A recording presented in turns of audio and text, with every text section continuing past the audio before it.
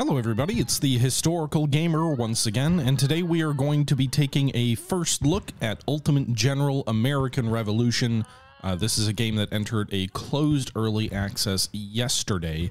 By closed early access, it is not on Steam. There isn't even a Steam page for this game yet. It is available through the developer's website if you want to buy directly from them. The developer is Game Labs, the folks behind Ultimate General Civil War, Ultimate General Gettysburg, Ultimate Admiral Age of Sail, Dreadnoughts, Naval Action, and a couple other games as well. Now, this is, I believe, but I could be wrong, managed by, or being made by the folks who made Ultimate Admiral Age of Sail, the developer team. Dreadnoughts is a different team. Worth calling that out, I think. But, yeah, this is a game that plays the American Revolution. It's Total War-esque. It's more of kind of an operational campaign than it is like a nation-building game like Total War, but it does have the ability to move around on a strategic map and then fighting tactical battles when armies collide, in that sense. And it's pretty interesting. So all the previous Ultimate General games were very scripted in the sense that, like, you had a scenario in Ultimate General Gettysburg. Depending on the result of the scenario, you would have another scenario that would be presented to you. So you had some dynamism in that if you won or lost a battle, you'd get different scenarios.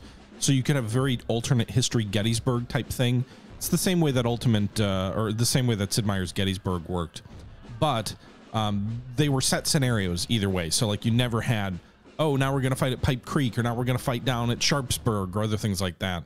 Ultimate General Civil War had a very linear campaign. There was no dynamism in terms of what happened. If you won a battle, you just kind of followed the next historical battle in order.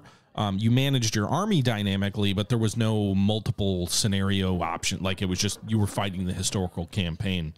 Ultimate General American Revolution takes those same real-time tactical battles, but now overlays it with a real-time pausable strategic map. Now, this game is in very early access, I would say. It's very limited in what you can do so far. There's a campaign that you can play, which is an American campaign. Eventually, they'll have a British campaign as well. And then there's skirmish battles. Custom battles are currently not available. So without further ado, let's go ahead and jump in and play a campaign here. You've got a little bit of a descriptor here. So like once you choose to start a campaign, this is sort of a role-playing element where you're going to create your character and your history and your past. So right now there's only one option. You're born from a successful plantation owner in America. I'm assuming there will be more options based on how many different campaign options there are. So there's that. This is basically George Washington's story. They even call you George Washington. We're going to call myself Matthew Butcher. I did play this on Steam last night, but the campaign went really bad because it's really hard. So I'm trying to play this offline now as well for the actual first look video here on YouTube. So now our choice, we can either keep everybody engaged in different tasks, made my younger siblings do what I need, or always kept an eye on the younger ones so that nothing happened to them. You can see as you hover over each option, it's going to influence your traits. So younger siblings, +5 perception, +5 willpower. Keep an eye on the younger ones, 3 intelligence, 3 endurance, 3 willpower, and leadership, 3 perception, 3 intelligence. So they are going to influence your stats up here. Intelligence influences your general's line of sight radius and boosts unit range attack damage. Perception increases range attack efficiency. Endurance increases efficiency and unit condition. Charisma influences melee attack damage. And willpower influences morale, regeneration, and decreases morale damage. So we're going to go with younger siblings, perception and willpower. I'm a big fan of firepower, so that's going to help our range efficiency. And it's also going to help our willpower, which is a morale thing. Fighting the British, we're probably going to have a lot of stuff where we're routing, so being able to rally is a good thing. Our father died at 11, and apparently the game says we are now managing our family's finances. That seems far-fetched, but in any event. Next choice here, spent free time hunting. That increases spotting range. Trying to find ways to help my workers, slaves, accomplish their tasks more efficiently. Command aura, or often had to travel on horseback for business.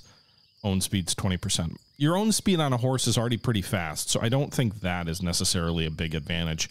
But the command aura, I think, is probably big, so we'll do that. I spent my adolescence studying and managing the family's plantation. My mentor and older half-brother, who was like a father to me, died during our trip to Barbados. His loss affected me greatly. Okay, so this is a negative trait. What are we going to take a penalty against? Do we want to shut everybody out? -3 charisma, -3 endurance. Worry that you'll lose someone else endurance and willpower, or realize the worst will always happen. -10 endurance. That's a huge hit. -10 is huge. So I think we'll go with worry this will happen to someone else. A little bit of an endurance hit, a little bit of a willpower hit. At the age of 20, I was appointed commander of the Virginia militia, in part due to my organizational talents.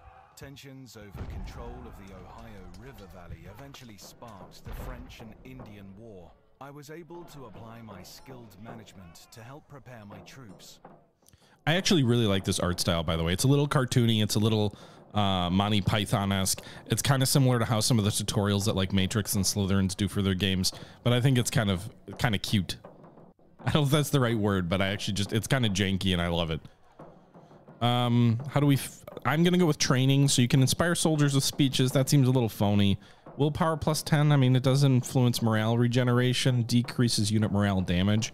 That would be nice. That's a huge perk. But I'd rather go with either training, which improves stamina, or firearms training, which improves like accuracy and stuff like that. I feel like having more firepower is going to be the biggest advantage for us that we really need to be able to have to counter the redcoats, being the Americans, and sort of we're not going to be able to stand toe-to-toe with them. So I'm going to go with firearms. We fought well, capturing several French forts, and in spite of some setbacks, we succeeded in driving out the French. My attempts to secure a commission in the army were thwarted by English officers. This is very much the Washington story of his constant attempts to get a Royal Army commission or a British Army commission and always being thwarted, and so he resigned in a bit of a huff, and that kind of hurt his reputation in some regards, especially within loyalist circles. But all right, so we can marry a rich widow, which gives me a bunch more money, involved in local politics, which improves my reputation, or wilderness exploration, which lowers tensions with natives. Honestly, in the early campaign, none of these are going to matter that much. I think reputation would matter the most. The money is not really a problem. I did this one in my live stream last night, and I didn't have anything to spend money on because you've got to unlock the ability to basically build stuff through research, and that takes time. So I think more initially reputation is going to be more of a benefit. Afterwards, I ran for and was elected to the Virginia House of Burgesses. I don't like that banner. I hope they pull that. That's a little goofy. Not that this isn't all goofy, but... There I helped secure. So make a choice of how your story continues. In our House of Burgesses, we can do privateers to patrol the coast. That gives us a warship. The British have so much more naval power. One warship's not going to help much. And the campaign is very difficult right now. They've even said, like in their Discord, like, hey guys, this is very early access. We haven't had a chance to fine tune difficulty, so it's hard. And so I don't think a privateer is going to help much. An extra militia unit's probably the best thing I can get. I can get more muskets, but I can build muskets. And honestly, I get enough free muskets early on. The militia unit's going to be more important, I think, to have a stronger initial starting force. So we'll go with that. Tensions with England have reached a breaking point. In the near future, a confrontation will break out, and I will have to use all my experience to fight for the independence of the colonies. Okay, so this is our character here. We have intelligence of 66, which seems pretty good. I think that high of an intelligence is, you know, it's out of 100 scale. So 66 is definitely on the higher end. Perception, not as good. Range attack efficiency, I would have liked to have that higher, but 58 is where we landed. Endurance is also 58, so not terrible. Not good, not terrible. Charisma is very good, 71. So that'll help melee attack damage, I guess. And then willpower is 52, which is the lowest of them and pretty mid. You can see we went with the dominance, the tactics, the depression, and the shooting training, plus 25 perception or reputational advantage, and plus 1 militia unit. We'll stick with normal difficulty. I'd be tempted to go down to easy just based on my experience last night in the live stream, but we'll just stick with normal. Nice quote. There's no quote, John Adams. Okay. Again, very early access, so keep that in mind. This game will eventually come to Steam, but right now they're deliberately not putting it on Steam to kind of limit the audience to sort of the hardcore supporters and fans while they make it ready, I guess, for prime time and sort of the rest of the audience. So you can see we've arrived on the map. You got this little pop-up here. I hired 2 regiments. It shouldn't be hired. It should be raised. Nobody hired. We're not hiring Hessian mercenaries. I raised 2 regiments, 1 Pennsylvania, 1 Virginia, to support the Patriot cause. I traveled to Massachusetts with the 2 regiments, eager to join the fight against the British. The Patriot Army was in need of reinforcements, and the arrival of 2 hired regiments is a welcome sight. I must quickly integrate the new soldiers into my battle plans and lead them into action. So you can see this is the strategic map. You can see Boston here. This is a limited campaign, so like they're going to have more campaigns. They're going to have, you know, this map actually gets bigger later in the campaign too. So right now it's a very limited map, but the field will expand as the campaign goes on. But right now this is very much sort of the 1775 campaign, the Bunker Hill campaign, if you will. Right now the British have a garrison at Boston. That's the capital, obviously, of Massachusetts Bay Colony. Then you've got Salem, you've got Providence and Newport, all under British control. Middleborough is, I guess, nominally under British control, but it doesn't look like there's a garrison there. Meanwhile, Hartford is the capital of Connecticut, and that is under continental control. You can see there's 345 soldiers there. And then we've got Leicester, which is not currently occupied by anybody, but is 91% supporting of the rebellion. Fort Stevens is a British garrison, and you've got Portsmouth, which is the capital of New Hampshire, up here with a small garrison of colonials as well. So you also have options to filter this map. So you've got control mode. So you can see these 2 colonies, or these 3 provinces, are all colonial right now. These 3 are British. You've got a loyalty map that shows, like, I guess the greener you are, the more loyal you are to the British. I think this might be more interesting in later campaigns or different bigger campaigns where you have less loyalty. Massachusetts Bay is sort of the hothead of the rebellion, so a lot more loyalty here than maybe other parts of the colonies. You've got a sea control map, which is, it's all controlled by the British. There's no control for us. They've got a big navy, as anyone who knows anything about the Royal Navy. There's a mining map. I don't really know how mining or resource collection fully works yet. I need to look into that a little bit more and spend more time researching that, but it does exist. You do need different resources to do different things. I think you can buy some through trade and things like that, but you also can see the different resources that are produced in these different regions. And then there's the supply network. You can see these roads here indicate supply from Hartford flows to Newport. Newport flows to Providence. Providence flows to Middleborough. Middleborough to Boston. You can see the green ones are the towns that we control: Portsmouth, Leicester, and Hartford. And so that kind of gives some sense to the strategic sort of value of some of these different towns. You know, if you take Providence, you cut the road supply network to Newport, although it does have a port there, so I would think they can draw supply via sea. You take Middleborough, you cut off Providence. You know, you can see sort of maybe what would drive some of the strategic elements on the campaign. Campaign starts on April 18th, 1775. It is pausable real time down here. You can see the time is actually moving. Our soldiers are down here. Again, we do have a garrison at Hartford that we can control also, but we're going to leave them there for the moment. If you go up along the top, you can see this is the amount of money we have. So this is the finance report. Currently, we have a 900 income. We've got $15,900 in the bank. You can see different potential expenses. Could be army salary, officers, training, fleet expenses, spy networks, civil expenses, buying goods on the market or selling them on the market could generate income. Not a huge thing, because right now a lot of these features are not running yet because we haven't unlocked them, but that's something to be aware of. Material reports, you know, it's resources. Population report, we've got a workforce of 32,300 to draw recruits from and things like that.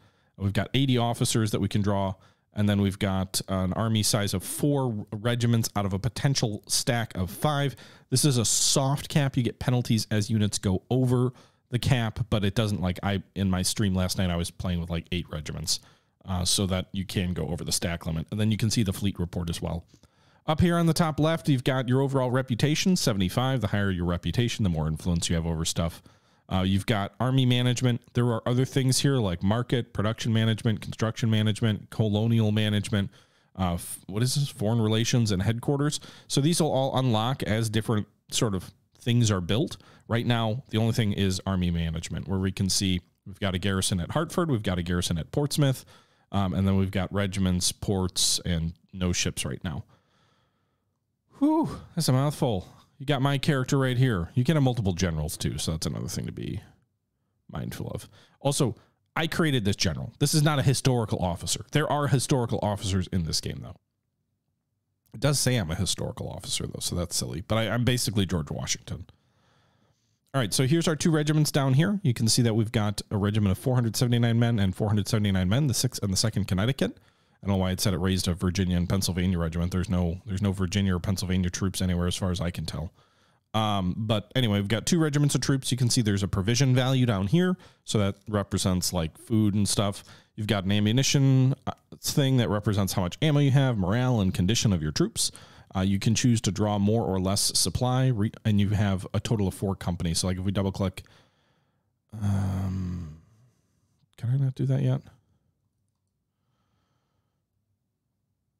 Yeah, I guess I can only do that in a garrison. Let's do this. Let's use the drag and drop, and then let's go ahead and join these all into an army. But if I, you can see these different regiments. They each have 4 companies. Each company is represented on the tactical battle map. I do wish these guys all merged into one. I'll join those 2 units into a brigade. But I do wish like your general wasn't an independent unit. Like I just wish it was one stack. It's a little bit weird the way that they have a lot of these units sort of separate, but in any event, you're able to merge regiments into a brigade, which allows easier command in battle. So that's something to be aware of.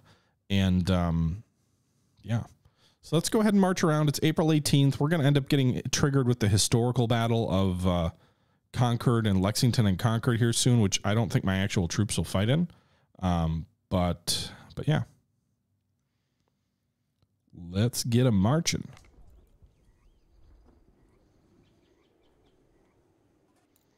Actually kind of wondering if we'd be better off marching on Newport directly. Let's do that. Okay, General. Also, your general's way too damn fast.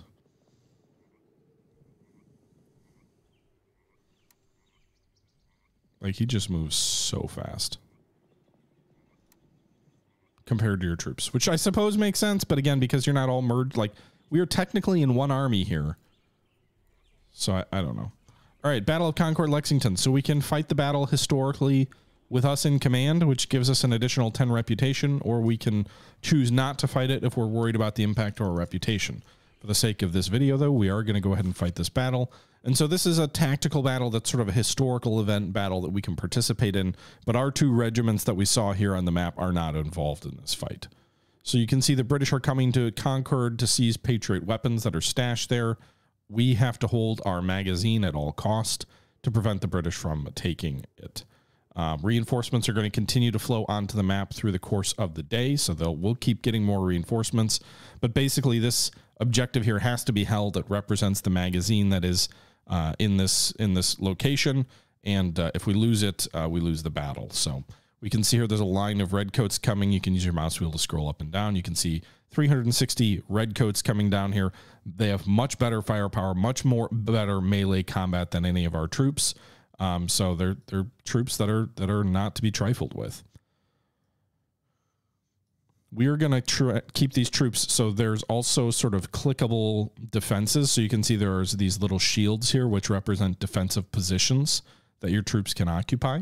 Additionally, when you put troops into like wood lines and things like that, they get bonuses for cover. So you can see down here, these troops right now have cover 50, 50% cover from enemy fire. That's pretty darn good. Sometimes these locations don't actually, like defensive locations, don't actually provide much cover. They can still be good things to occupy, but you need to be mindful of like what you're actually getting for occupying those fields. We are going to go ahead and double click our boys up there to this farm to try and get reinforcements in here quicker. So basically we're going to get a swarm of reinforcements. I think we end up getting like 3,100 troops. The British will end up having like 1,200 troops total in this battle. So we will outnumber them pretty heavily, but not initially. If the British push hard and fast, they can get to the magazine and win the battle. If you slow them down, you will likely win this fight. So we've got to hold for an hour and 30 minutes. That's not real-time minutes. That's sort of like a gamified version of time. So first things first, we're going to put the 70 troops here onto the shield in this tree line here.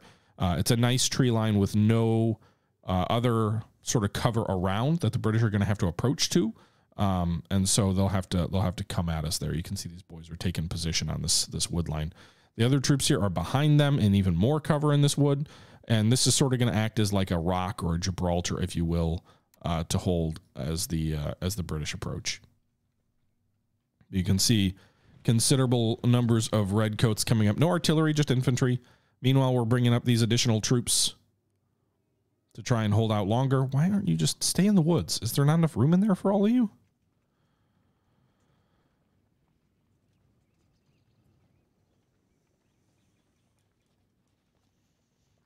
All right, if you're going to keep doing that, then I'm going to pull you down. Well, you can stay there. I don't know why they keep toggling. Like sometimes units will do a little bit of a Congo shuffle or conga shuffle if they don't have room, I think.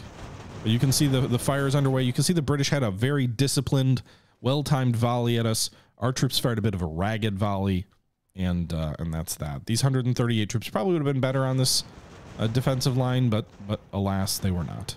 You can click on a unit. You can see how many kills they have, how many casualties they've taken.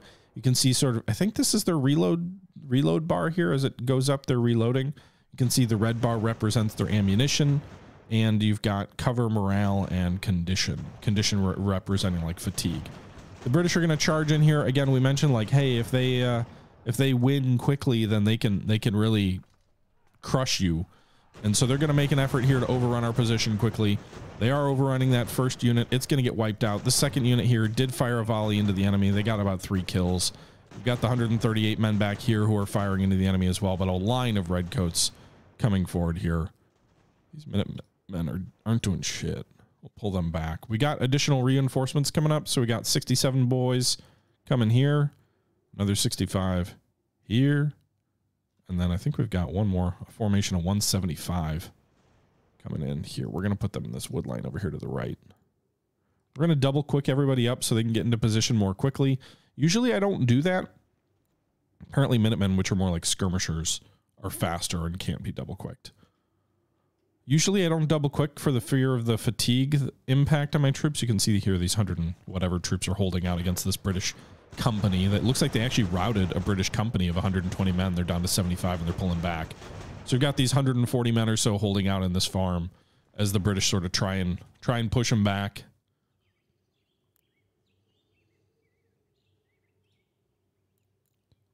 But I guess the Minutemen are just fast naturally.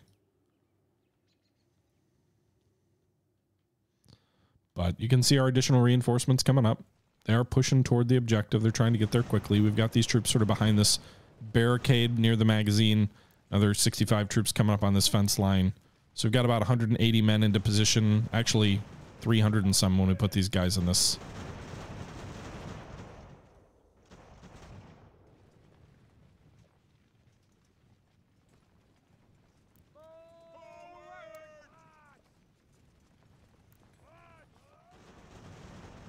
And I'm not going to get these troops up into this forest in time.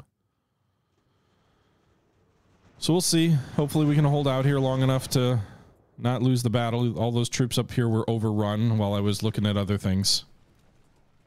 But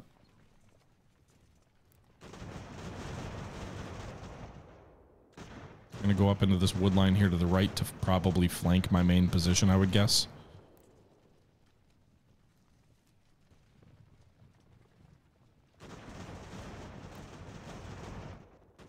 Now, in the battles that I command, I'll have like a horse and I'll ride around it. I'll be physically present. In this case, it's sort of, that's not the case.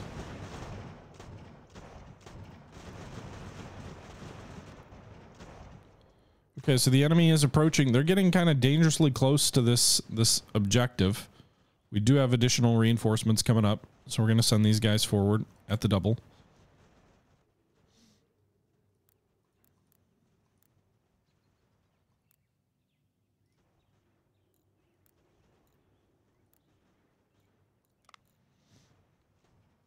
Looks like we got 3 more regiments coming online here. So I'm going to put 2 more on this actual defensive position here. We pretty much just got a volley or a line of battle going on here, although they're charging 2 companies into 1 unit along this fence line. which is not great. They outnumber me like 4-1 there.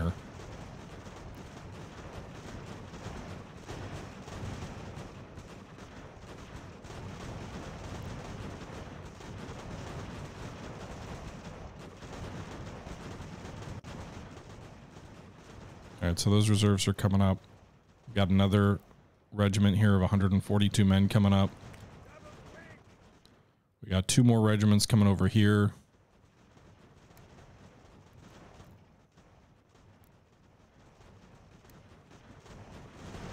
But they definitely broke sort of my right flank on this objective.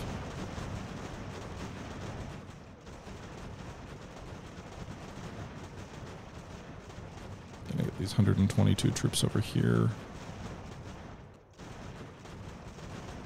You get updates in the top left as well.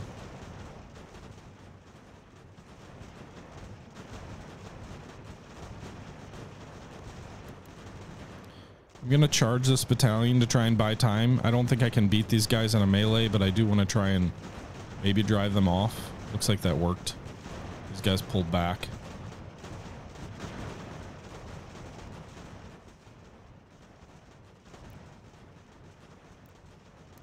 Trying to flank their left.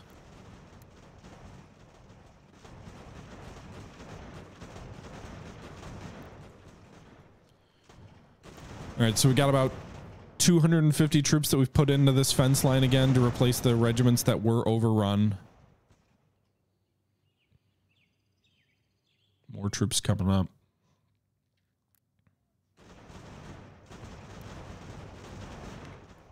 I'm getting my troops tired by sort of rushing them in, but I think that's just what we have to do to make sure that we don't get overrun. It's a closer thing. I've played this battle twice now. This has been a closer fight than usual so far. While I did say the game is very difficult, usually this is a scenario as a player you can win.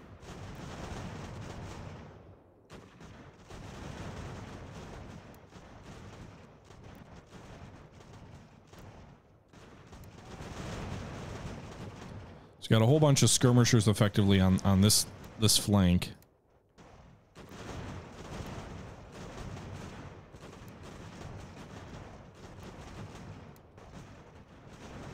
Meanwhile, the main force is approaching the magazine to the front.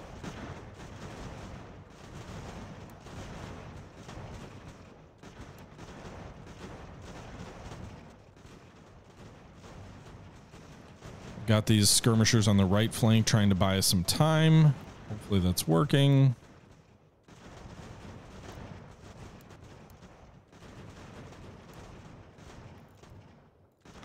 Oops, don't do that.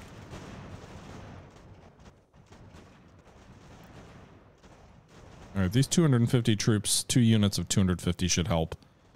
A whole bunch of troops coming over this way too. But the left flank, these skirmishers are holding strong. We've got the enemy flanked there. They are breaking through sort of slowly our center. These troops are being worn down.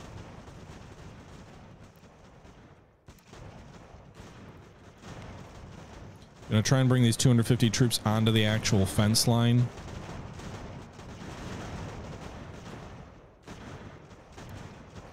It's interesting. You can tell the difference between sort of the Minutemen units and the militia units. The militia units form a more cohesive, solid line, fight a little bit more like regulars.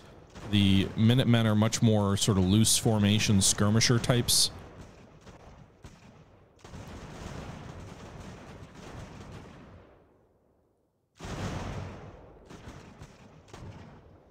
I do love the difference between the Redcoats and the Americans in terms of their fire discipline.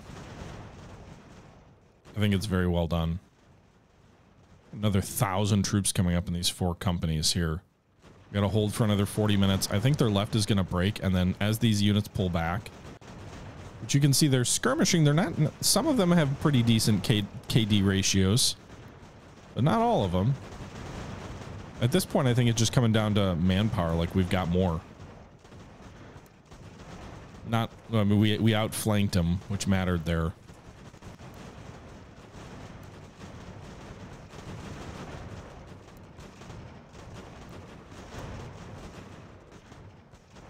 Well, we got those 250 men into the line.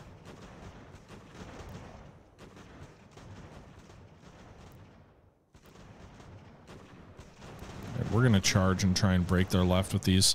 I'm going to bring 750 men to bear against the farthest left enemy flank. This is obviously not how the historical Battle of Concord was fought. You didn't just have wave upon wave of, you know, American troops charging into the British lines and beating them in melee fighting. It was not like a stand-up knockdown fight like this is, but I think we can break their left. I think if we bring 1,000 men to bear against the enemy, we can probably overrun them pretty easily. At this point, I think we outnumber them about 2 to 1, maybe 3 to 1.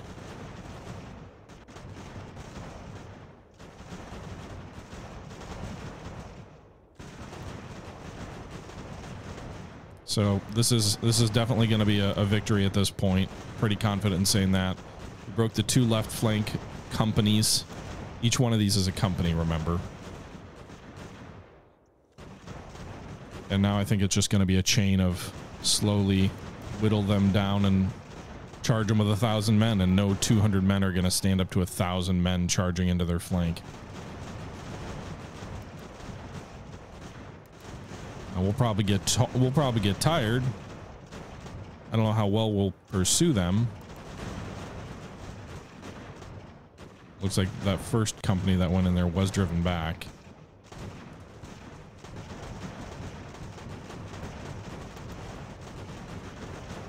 I wonder if I can charge and kill their general. That'd be pretty cool. Oh, shoot. They're breaking my right flank. All right, maybe don't be quite so aggressive over there. You got to still hold the powder. We've got enough troops here to stop them. All right, some of their troops are actually surrendering, which is interesting.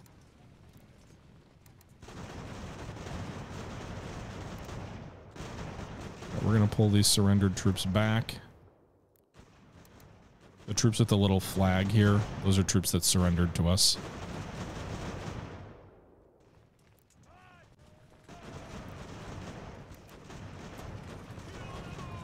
All right, so we are inflicting considerably more casualties on them than they on us within the confines of the troops who are meleeing. Many of the enemy units are routing off the map, not all of them. Left flank is still a little bit up in the air. Again, the British are much more disciplined and soldier for soldier considerably better when it comes to the ability to effectively fight. Did we just drive their general off the map? Or did they die or disappear? I'm not really sure what just happened there. But it looks like we've won the fight. Just a couple of enemy regiments left. Or I don't know, I keep saying regiments, but they're really companies. March these guys out of the way so they don't risk getting recaptured by, well, the non-existent redcoats. Our Minutemen over here just sort of engaging in loose order combat. I probably shouldn't charge from this far away, but I'm going to. They're going to be tired, whatever. But yeah, the shooting did not favor us. The melee is what's going to favor us, and this is not a repeatable tactic in the strategic map battles that I'm going to find myself in, because what we are going to find a lot of is that we will be outnumbered heavily. This type of melee sort of mob assault works when you outnumber the enemy considerably. It does not work at all when the enemy outnumbers you. Like maybe in an individual situation where you can actually like defeat the enemy in detail, it would work. But generally speaking, not going to work. You can see my troops are exhausted. We're still ordering them to charge into the last 47 men.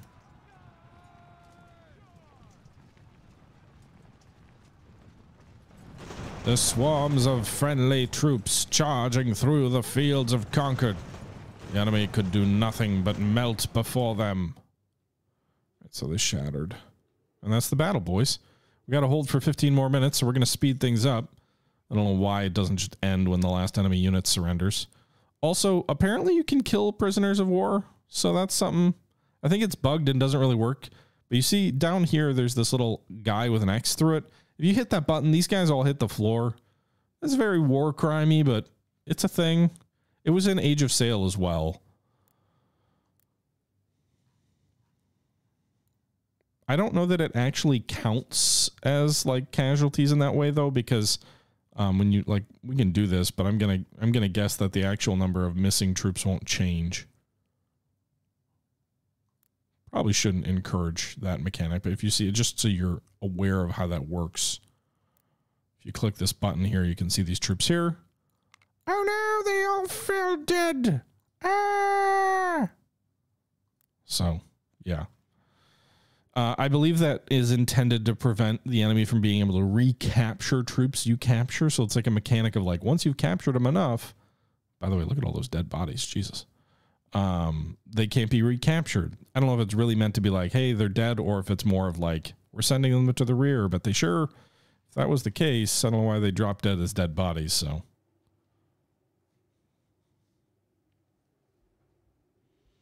But yeah, there you go. Battle of Concord. It's going to be a victory. Just got to wait for this timer to end, finish the battle. I think I got to wait a second or two for it to actually register the victory. There you go. Battle of Concord, 19th April, 1775. 1,200 British troops are engaged by 3,100 American troops. The Americans lost about 1,000 men, so about a third of our force. The enemy lost basically all 1,200. 848 infantry casualties, 287 captured. For a total force of about 1,100. So they lost more than we did, although not considerably. We just had 3 times their force. If you go to the units section here, you can see all the different units that fought. The efficiency here, these are the troops that were killed by that unit. The manpower here is the number of troops that were left. The destroyed ones where they still have some manpower, I believe those are... Oh, no, this is captured. So this must have just been shattered with 20 left. And then you can see different damage amounts. So there you go. The first battle in the Revolution is a victory for yours truly.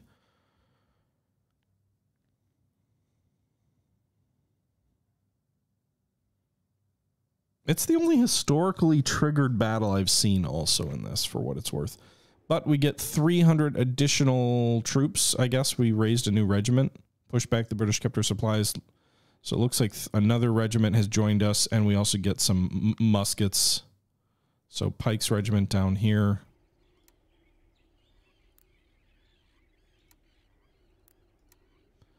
So the British have like, and I just know this because of playing this before, the British have like 4,000 men in Boston. So that's not really a force I can engage. What I can try to do early on here is pick off sort of isolated British garrisons that are weak enough for me to engage successfully. And so that is what I'm going to do here. We're going to go ahead and bring Pike down toward my character, and then we're going to march toward Providence. I probably don't need Pike to get here before we get to Providence. So you can see that we did merge 2 regiments into 1 brigade, and we're now besieging Providence.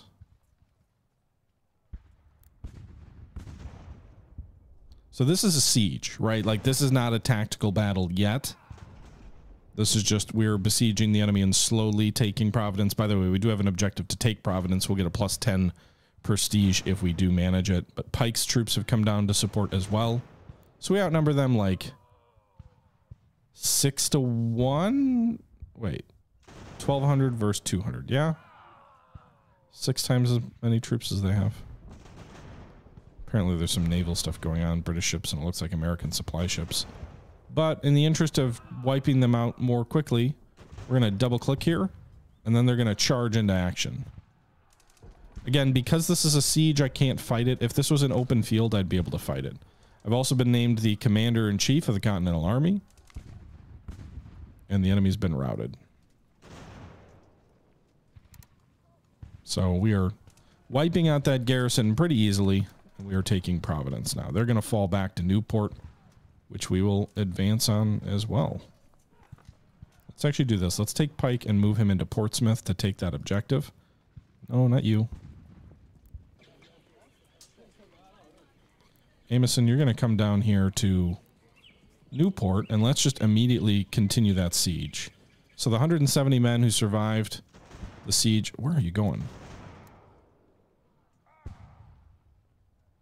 are retreating toward Middleborough.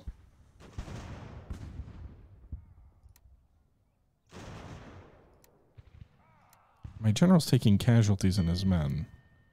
But again, this is just a siege, so when you have open field battles, you do fight them the way we saw the last screen. This is not that uncommon with how a lot of games treat this, like Siege Combat and Grand Tactician, for example, is mostly simulated. That fight's not quite going as well for us. We are losing a lot of men. We still outnumber them 4-1, but we are routing. So that assault on Newport did not go my way.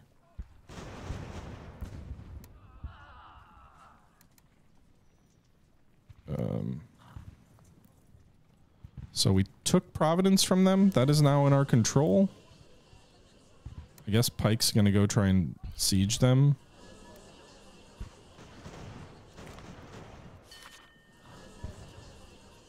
Also, apparently at Leicester, we got some reinforcements.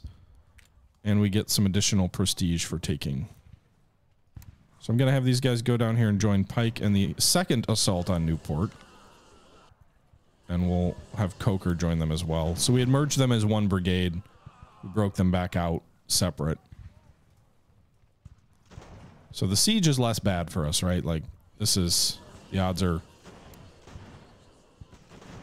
I don't know if they have more defenses there, and that's why we failed, or...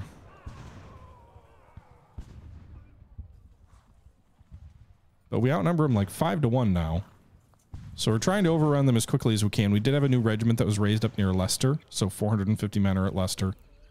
Hartford, I'm going to go ahead and pull this garrison out of Hartford and bring them toward Newport. Because if we take Newport, there's no direct route the enemy can take to advance on Hartford. So Providence is sort of the road route to Hartford. So we'd want to stack as many of our troops up front as we can. It's only vulnerable now because they could advance on it from Newport. I don't think they can land without a port, but I don't know for sure. All right, we've got 1,000 men. Let's try another assault. Maybe this one will go better. It does. The enemy's routing. So the British are also landing 700 reinforcements at Boston to go with 1,000+ troops that they already have there. I'm hoping that Buchanan's troops arrive soon. Coker. All right, construct a recruiting house. I can't do that yet. We'll take a look at that in a second. But we did manage to take Providence. We're in the process of taking Newport. Buchanan's boys, why are you not marching here? Get up to Providence.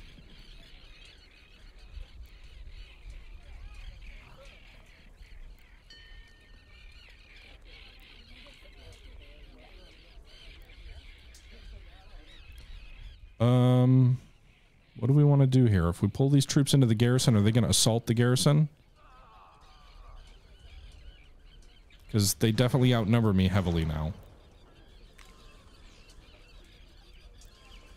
Try and bring reinforcements up, but they... What's this fight look like?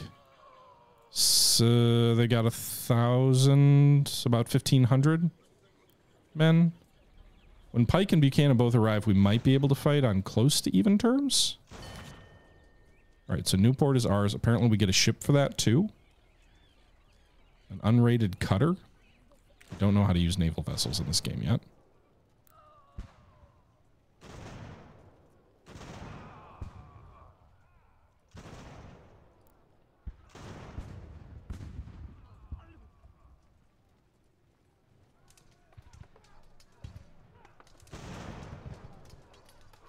All right, so we've got 1,300 troops now. The British have 700, 1,100, 1,600.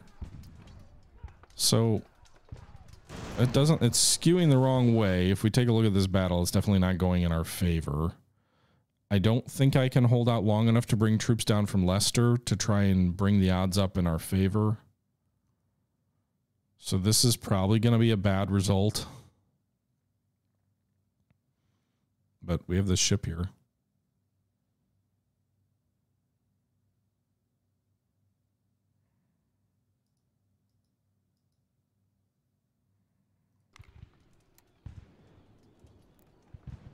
I don't know if there's like supplies that come into Newport by doing this. Let's pause the fight here real quick. And let's go to the HQ. So let's go to headquarters. This is another big part of the game that you need to be aware of. So right now you can see we are the commander-in-chief. Each one of these sections in your headquarters can do different projects to sort of improve your game or your ability to do things. This is where it gets a little bit Total War-y. So for example, there's like elements of Hearts of Iron and elements of Total War here. But like right now we have just the commander-in-chief. We could assign projects for like Sons of Liberty, which increases research speed, or Army Organization, which allows us to build barracks, or a new historical general, Benedict Arnold, who can lead troops himself. But what we're going to do first instead is open up an engineering department, because that'll allow me to start building and recruiting artillery. So we'll assign that as a project here. It's going to take 10 days.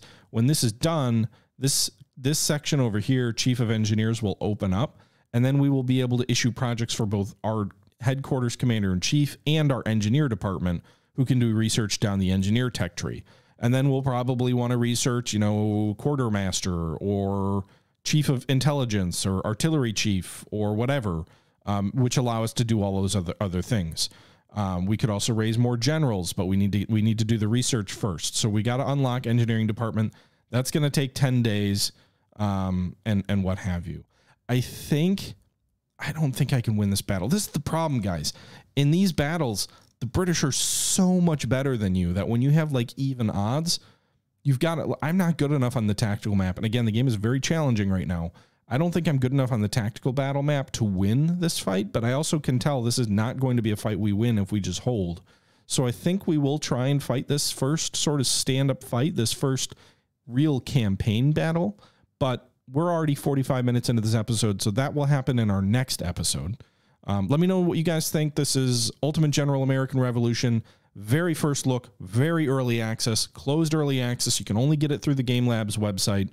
Link in the description if you're interested in that. But we're hopefully trying to do better than what I did on my live stream last night, which you can find on Twitch. Link in the description if you're interested. But that one went bad. We didn't lose yet, but we were losing the war hard. Anyway, guys, I hope you're enjoying this video, this beginning of this series. I will probably do this, you know, a fair bit in this game. I don't know if we'll do a ton now or if we'll wait for the game to flesh itself out, you know, have more battles, more campaign stuff, or what, but we'll see. But yeah, I think this is an incredibly promising Total War game. This is, I think, what a lot of people, or not Total War, oh my God, incredibly promising Ultimate General game. I think this is what a lot of people have wanted out of Ultimate General for a long time. You know, the linear campaign was a big critique of Ultimate General Civil War. It was more dynamic in Gettysburg, but it was limited to the Battle of Gettysburg. The ability to have kind of an operational campaign map that you move around on, that you fight on. I think this has the potential to be something that's very special, despite being a fairly small team behind it. You know, they don't have creative assembly budgets, but I think this is the type of game that a lot of folks have been looking for a long time. So, you know, hopefully I wonder how much of them doing American Revolution was like, let's do smaller scale, see how it does first. And then if it's, you know, once we iron it out and get everything great, then Napoleon's next, or maybe instead it would be Civil War would be next to do it this way. But either way, very interested, very excited. I hope you guys are as well. And without further ado, that's going to do it for this episode. So until next time, this is the Historical Gamer saying once again, thank you very much for watching. And until next time, I'm out.